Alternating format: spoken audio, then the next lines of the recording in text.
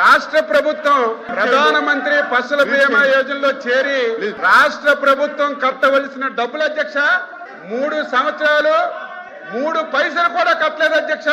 అదేదో అచ్చెన్నాయుడు గారు నేను చెప్పడం కాదు, సాక్షాత్తు భారత పార్లమెంట్ లో వ్యవసాయ శాఖ మంత్రి ఆ రోజున్నటువంటి ప్రభుత్వం ఇన్సూరెన్స్ కి రాష్ట్ర ప్రభుత్వం ఓటా కట్టకపోవడం వల్ల మొత్తం క్లోజ్ చేశారు అధ్యక్ష. ఈ రోజు ఎంత బాధ కలుగుతుందంటే దాదాపుగా 2000 కోట్లు వీళ్ళు కట్టకపోవడం వల్ల మొత్తం పోర్టలంతా ఓపెన్ అవడం లేదు.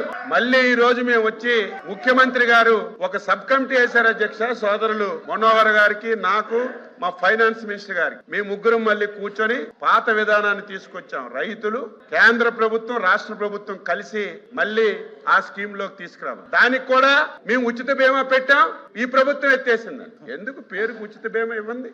అందులో రైతుకి అధ్యక్ష 5% వాళ్ళు కడితే మిగతాదంతా రాష్ట్ర కేంద్ర ప్రభుత్వాలు ఇస్తున్నాయి. ఈ రోజు అందులో చేర్చి ఇన్సూరెన్స్ కార్యక్రమం చేస్తాం.